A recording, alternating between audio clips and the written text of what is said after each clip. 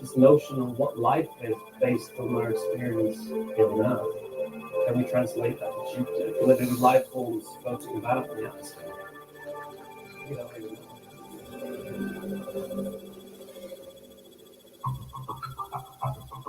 Jupiter is so massive, about 300 times more heavy than the Earth. With all this gravitational power comes huge responsibility. Jupiter originally flung water into the inner solar system, creating the conditions for life on Earth. So, thank you, Jupiter. It also likely altered the orbit of an asteroid that killed the dinosaurs 65 million years ago. Jupiter's presence, gravitational presence, is absolutely everywhere. This is the outline of Jupiter. And basically, what we're seeing there are just the cloud tops. But what we want to know is what's inside Jupiter. Before Juno, we believe that Jupiter has a very small core into which gas is stuck by gravitational forces. And what Juno has found is that Jupiter has got a really big core. There's something denser. It's probably like 5-10 Earth masses. It's mostly made of rocks at very high pressures and temperatures. So that shows that Jupiter started its life as a rocky, icy world, and that it captured the gas that was around the hydrogen and helium, and that formed the giant planet that's Jupiter. I became interested in Jupiter when I was at college because there was a telescope on the roof, and one night we got to see Jupiter with our own eyes. It was absolutely extraordinary. A whole different world that I can see right there in the night sky.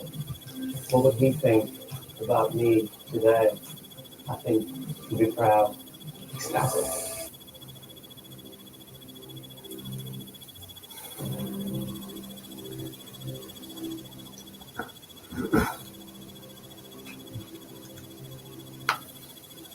It has the biggest volcanic plumes that we know of, with exotic sulfurous compositions, the highest temperature lavas that we've detected. It's as hot as 1800 degrees Kelvin. So Io wins lots of awards for being extreme. Some of us love Io just for its own sake. But it's also a laboratory for understanding other planets, especially the terrestrial planets very early in their history, when they were hotter, they had more heat. This was a time when life first formed, when plate tectonics was getting going. We've been in many ways studying very early Earth, it's like studying another planet. Understanding Io might teach us something fundamental. I'd like to understand that type of volcanic eruption without having one happen on Earth today. That would be unfortunate for all of us living here. Io, that's happening today. Very high fusion rate volcanism, more active than the most active volcanoes we usually have on Earth. And it changes our whole view of how planets work. For terrestrial planets like the Earth and Moon, our thinking is that it's kind of like the lifetime of a human being. When you're young, you're energetic and active, and then you get more quiescent and more quiescent, then you die. Boring. Well, these outer planet satellites are much more like the Hindu life cycle, where you can be reborn and go through all sorts of cycles of activity. So, very different concept of how planets work. We have no shortage at all of unanswered questions and mysteries throughout the solar system and beyond.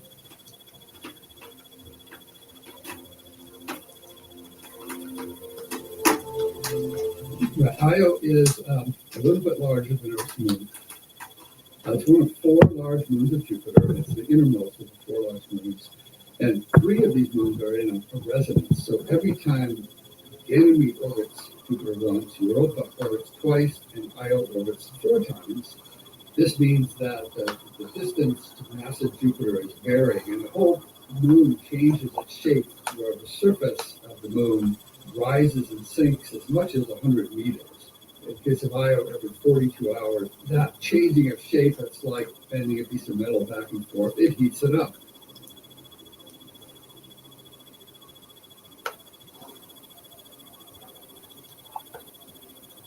So we've proposed the Iowa Volcano Observer in the Discovery Program. That's NASA's low-cost category planetary mission. But this mission would make 10 close flybys of Io while orbiting Jupiter. It has a suite of instruments, and the tour is designed so that we fly by Io at just the right times and places. In order to measure the tidal gravity signature, we have to have pairs of identical flybys, one when Io is closest to Jupiter, and one that's otherwise identical, but when Io is furthest from Jupiter. So it sees the same signal, except that this difference in range to Jupiter, which changes the shape of Io. That'll tell us really what's going on inside Io. Does it really have a magma ocean? And even if it has a magma ocean, what type of magma ocean? That's really, I think, the most fundamental thing. And we need to get a spacecraft that makes close flybys of Io at a minimum.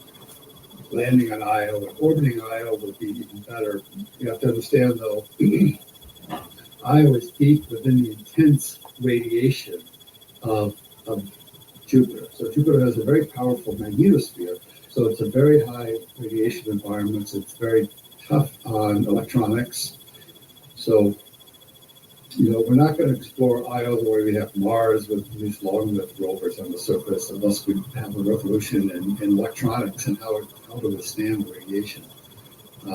So fast flybys is the way around that for now. Get in there close, get a bunch of data, and get out of that radiation as fast as you can.